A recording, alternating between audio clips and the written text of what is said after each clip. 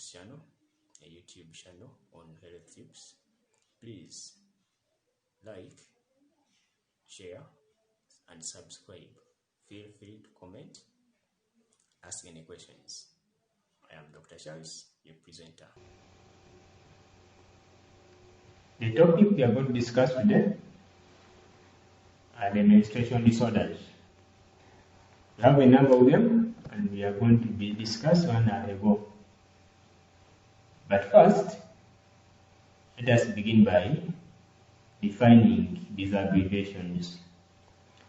HMB, and which refers to excessive loss of blood in the body. IMB, that's bleeding between periods. And this is often seen in the endometric and cervical polyps, and also endometriosis.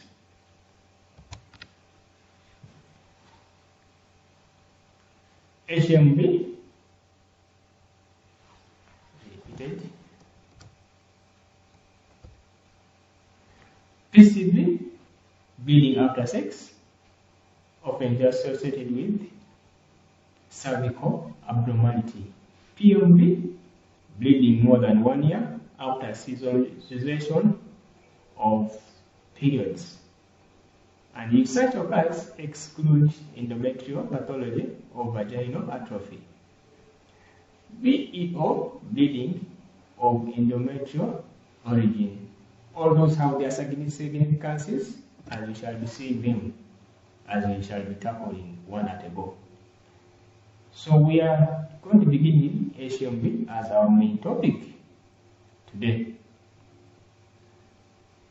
HMB, this becomes the most common type of menstrual bleeding disorder, formerly known as menorrhagia, but the standard name at the moment we are using is HMB. HMB is a blood loss of greater than 80 ml per period, though in reality, methods to quantify menstrual blood loss are inaccurate and not practical. And the clinical diagnosis based on patient's perception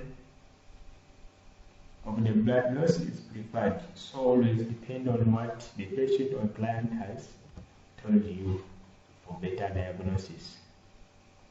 20 to 30% of women in this reproductive age suffer this abnormality. The cause or etiology of HMB may be hormonal, structural, and with the common causes as shown in the table.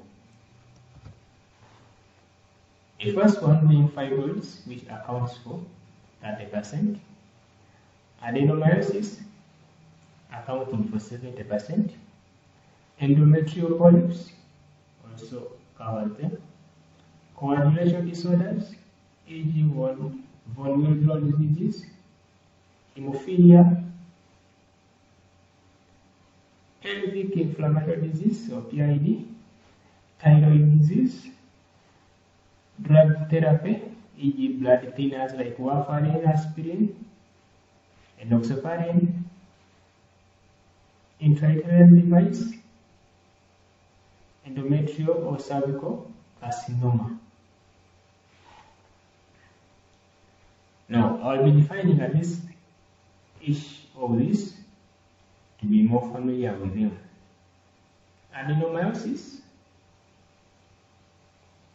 that is an endometrial tissue and exists within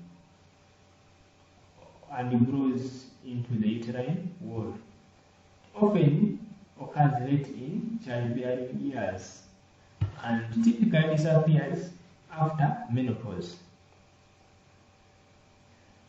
Another unfamiliar term here is the endometrial polyp.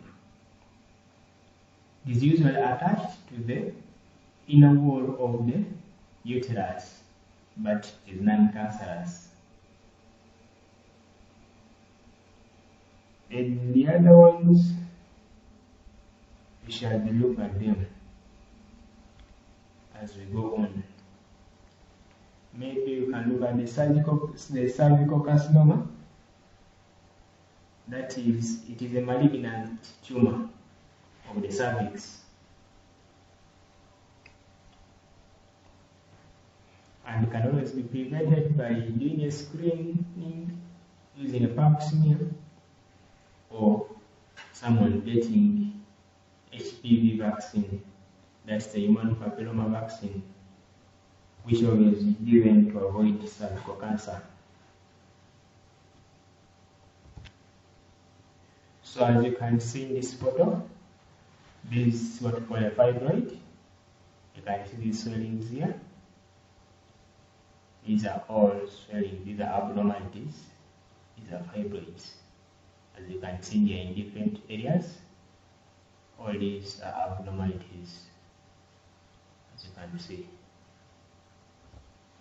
This is adenomyosis, as we defined it. So you can see the cursor. You can see that here is what we're talking about. This, you can see this. Another one is here. One is here. Another one is here.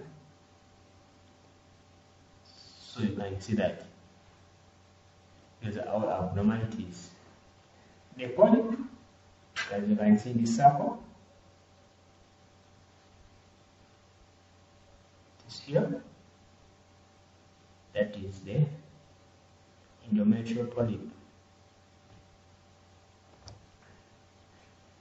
For the PID, that is a collection of diseases, and always these are swellings within the pelvic cavity.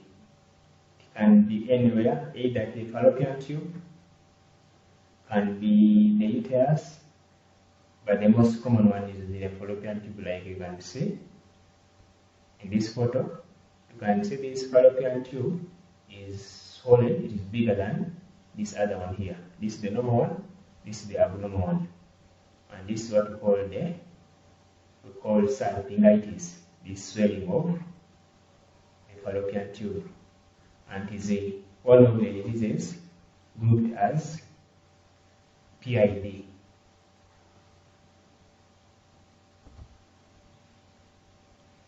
So this is a cervical carcinoma. As you can see, these photos are two.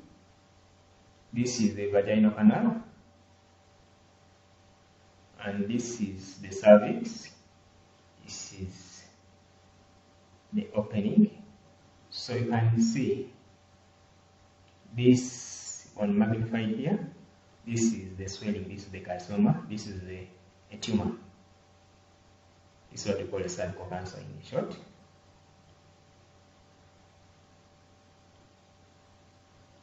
So that's how it appears. So to avoid that, always it is done by doing regular screening. And for those who are eligible for the vaccine, that is the human papilloma vaccination, you can always do it to avoid such from coming. So those will be the photos which will describe for us how those things look.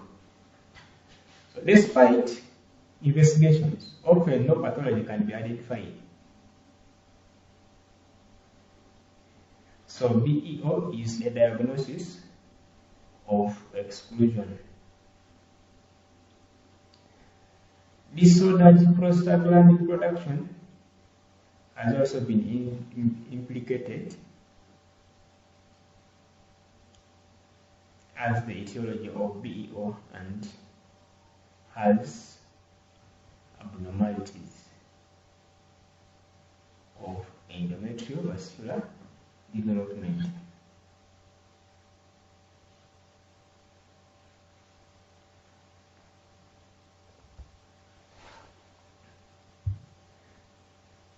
So, to probe home, it is always good to take history of the presenting person or the patient and see when did that start, that excessive blood loss. Is it just recent? Did it start at menarche, like that's the onset of periods, so that you can see the likely cause. So if it is started at midnight, it is likely to be associated with a pathology. It is less likely actually to be associated with a pathology. The regularity of the menstrual cycle is also important, as heavy unwanted beats may be associated with early puberty, or PCO, or what we call polycystic ovarian syndrome, or perimenopause.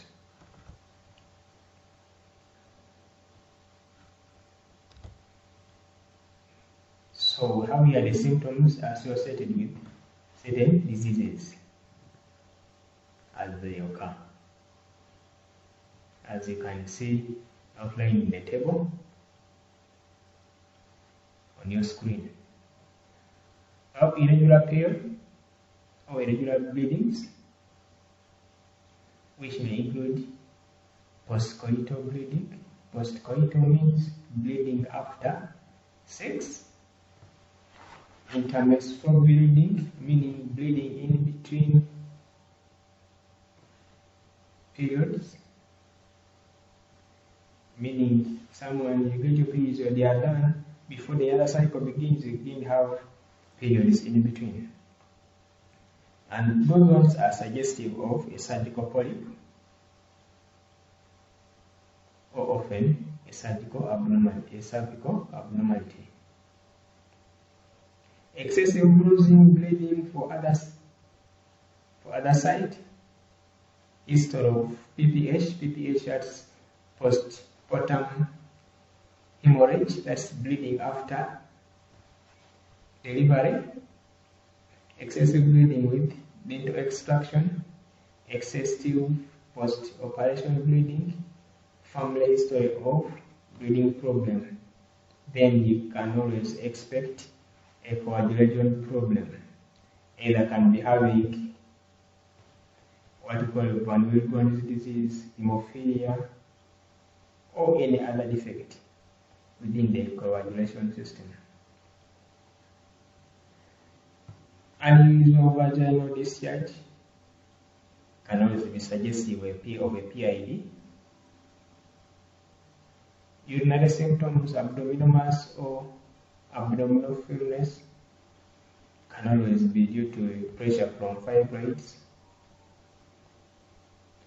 Weight change, skin change, fatigue can always be suggestive of a thyroid disease. So IMB, like I said earlier, just means intermenstrual bleeding, and the PCB, that's postcoital bleeding. So what do you do on examination as you're examining your patient? What are you looking for? Look for signs of anemia. Also examine the abdomen and the pelvic regions to enable for palpation of key masses. Also visualize the cervix for polyps or carcinoma.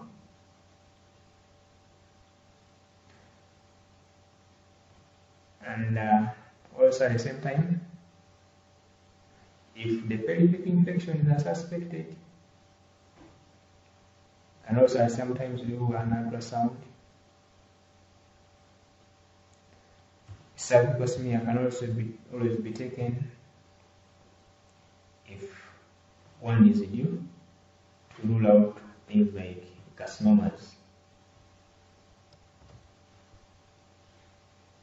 The investigations here, you have a full blood count.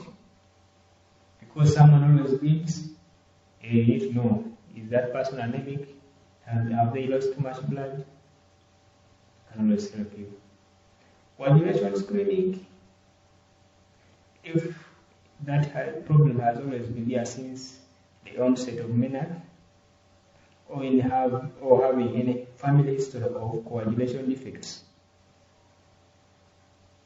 Pelvic ultrasound scan is suggestive of structural or histological abnormality, such as PCB, IMB, and enlarged uterus or vaginal mass on pelvic examination will all call for an ultrasound to confirm exactly what was palpated.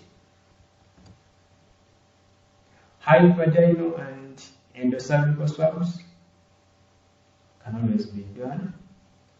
A thyroid function test if it is suggestive of a thyroid disease. So how do we manage?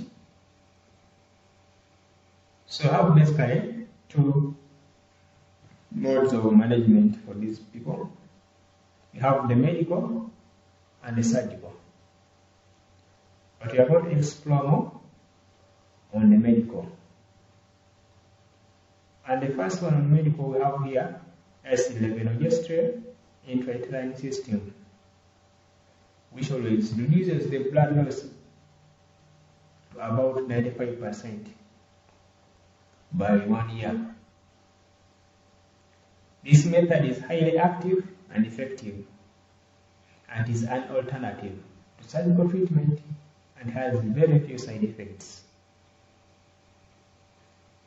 And the only disadvantage, it is not suitable for women wishing to conceive. Another one in medical, we have tranexamic acid. That is a tablet. It is an antifibrinolytic that reduces blood loss by 50% and is always taken during menstruation. Another one which can always be used, that is methylamic acid, which inhibits prostaglandin synthesis and reduces blood loss by 30%. How does prostaglandin work here, and why is it is a reduction maybe making some change? So increase in prostaglandin in endometrium after the fall of progesterone in late luteal phase results in an increased myometrial tone and excessive uterine contraction. So, by that occurring, that excessive uterine contraction and the myometrial tone may increase the bleeding and at the same time pain.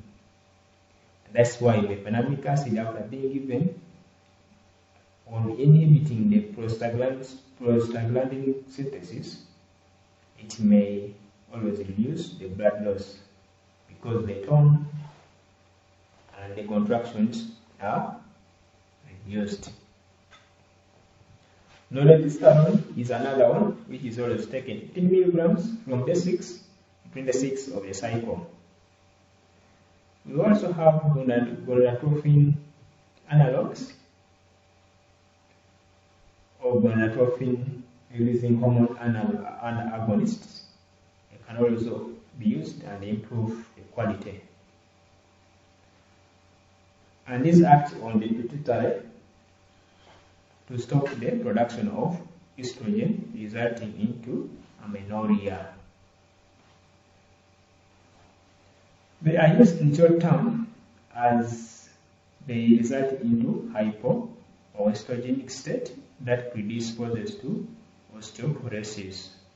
You know very well, estrogen is a paramount use in the bones, most of the ladies. And that's why at menopause, most of them are always predisposed to fractures because the bones become brittle and weak.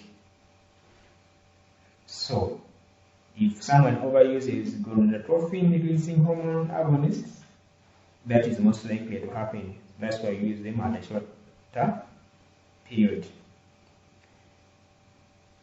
They may also be used preoperatively to shrink fibroids.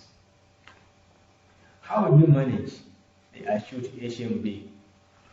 One, you need to admit, do a pelvic exam, do a full blood count, screen for coagulation abnormalities, do biochemistry, give fluids, ultrasound scan, all those ones combined can always give a solution